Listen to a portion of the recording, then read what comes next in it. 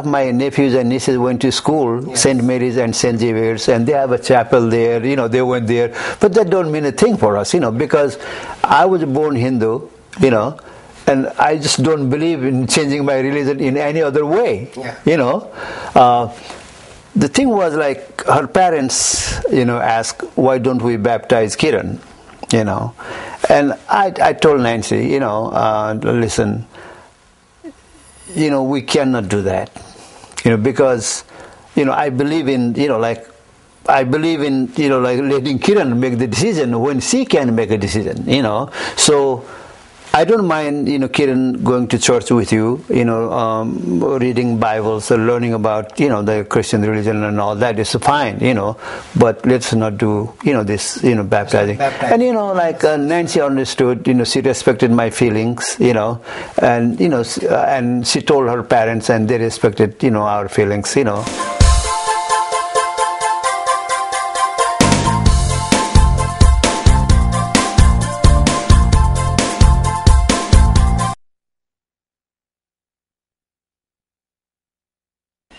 So you managed to help your only daughter, Kiran Chetri, to receive the best education possible and get the best career in her life of her choosing, the anchor at CNN, the news anchor at CNN, the world's leader in news. So how do you feel when you see Kiran early in the morning, analyzing news with America's great policy makers or policy think tanks or politicians and development workers? How do you feel? I really admire her for being able to do that. I myself am kind of shy, as you know, and for her to see her go out and do that on a day-to-day basis is really amazing, because she's got to get up at 3 o'clock in the morning and do all the research and finally get there and conduct these interviews with very high caliber people. And she does it well, because she is a people person, and she likes to talk to people, and she kind of lets them open up and get the information that she needs. And so I would say that I admire her also because she loves her job and she works very hard at it. And she says she feels the most at peace with herself when she's doing her job. Mm-hmm. But on the other hand, her other job, when she gets home, she takes just as seriously and spends quality time with her kids and really forgets about her work, and she just pays undivided attention to them. Tell her what you said. I think we as a parents, thought that, we give her the opportunity, whatever, she wants to do or she wants to learn, But then, later on, she identified what she wants to be, what she wants to do, and then we encouraged, But the one thing I want to tell you today, though, is, when she decided to become a journalist, I just, cannot imagine, gosh, would she be able to make her living as a journalist? Yeah, you were into journalism, Voice of America. Yeah, I know, I did, I did. And you were depressed, I guess. Yes, I was, So, but then, then what, Kiran, was, she loved, negotiating, with everybody, including me, say, listen, Kiran, I don't mind you becoming a journalist, but do you think, sweetheart, you can really make enough money to live on? I say, Dad, I sure will. Well, what about going to a graduate school? She would not hear about it. Then I said, all right, you go and try, being a journalist for a year or two, and you, find out, that's not really what you want to do, or you can't make enough money to live on. I want you to go to law college. I said, well, we promised. We shook hands, and she said she was going to do it, But then, once she got out of this house, she just went on and on. So let's resume our conversation with your service to Nepal as Peace Corps volunteer. Mm-hmm. So that was, I guess, in the early 70s, yes, isn't it? I came in 1972. And my job was supposed to be a secretarial trainer. The government offices, the airlines, the travel agencies, they had people working for them, but they weren't necessarily doing they didn't have the technology to conduct the work that needed to be done. So every day I would make up the lesson plans and things, and when we went to class, we would engage in all the topics, and I would give homework. And a lot of the students that were in that program went on to work for airlines, they went on to work for travel agencies, other Nepali government offices, embassies, in the embassy. And they would always come back to me saying what a wonderful program that was. And the one day I went to a Peace Corps party, and the campus chief from Tribhuvan University's Sanatimi campus was there, and I was telling him what I did, and he said, "So you're just reaching like 20 kids, and it takes 3 months?" He said, "Why don't you join our campus, and you can reach hundreds of kids, and you can be more effective that way to Nepal." And so I did that. I became a business ed instructor at Sanatimi, and I really enjoyed that work. So Homaji, how do you see the Nepal of this day and the Nepal that you lived way back in the 70s? Well,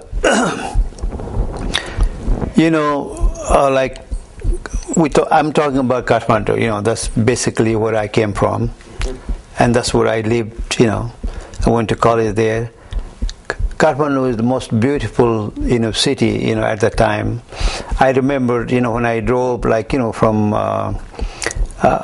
my office in Peace Corps, which was in Kamladi, and on the way to airport, there was a beautiful, wheat,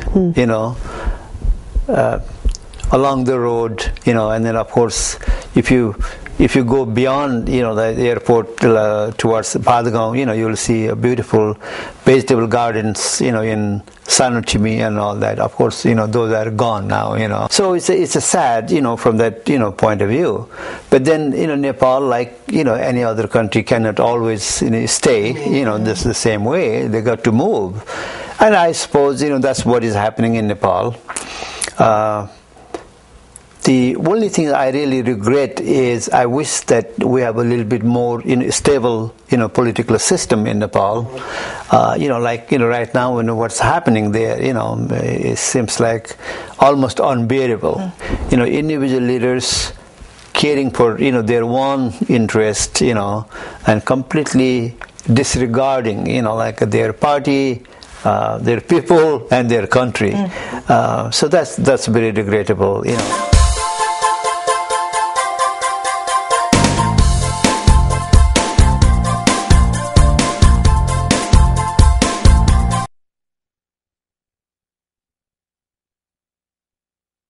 Let's talk about Peace Corps again. Since 2004, the Peace Corps services were suspended because of this Maoist insurgency that was going on at that time. If Peace Corps is resumed in Nepal, so what would be your suggestion for the new Peace Corps volunteers to go into Nepal, and in what sector to concentrate? Yeah, I think that one area is just to help the people, help them grow, help them to have meaningful work. I see programs to where there are like loan programs to get microloans and things like that will allow women to be gainfully employed, not just the man, and still be able to be home and watch her children, and yet make some money that will assist her family, give her children a better education. I think that's a worthwhile area to look into. And of course, always maternal child health, which has been going on, and hopefully it will resume even more. I have been associated with the Peace Corps for a long time, so I have a very special, place in my heart, for the people, who come to Nepal and work, and I always say, the Peace Corps is for life. Once you are a Peace Corps volunteer in Nepal, these volunteers will never forget Nepal. They will never forget Nepal. And same thing is true. A lot of the people, where these Peace Corps have lived in Nepal, they will always remember. They will always remember that there was a Peace Corps and he did this and he did that. That's always the thing. I think like you said, it's very true. Our education system, has really advanced. That's perhaps the one area that I'm really happy. Maybe not 100%, but still there are plenty of people getting a good education, and then the kids coming out of Nepal, the colleges and universities seem to get along fine. Even when they come over here or study overseas. But I think for Peace Corps there are still plenty of things that they can get into in Nepal. The one, like Nancy says, would be helping the women, and then also the health sector is very important. But I think even in the field of education, maybe not go and teach in school or colleges, but they can work as a teachers training personnel, because we still have a lot of government schools like in Nepal. Yes. Which is very poorly run, very poorly run. Yeah. Those schools, can get, some help, from the Peace Corps volunteers. Developing, like textbooks, would be another area, But I think the Peace Corps could also be very effective, like in terms of, helping in environment area, We have, community foresting in Nepal, and that's helping the people, to develop, a sustainable or renewable, a type of things, fodder, for the animals, and fuel for the, yes. for the household. Yeah. Some of these, employing or using, the natural or local, resources, to develop, in that area, I think would be very effective. My next question would be for Nancy. What is the most memorable moment that you would like to recall while you were in Nepal as a Peace Corps volunteer?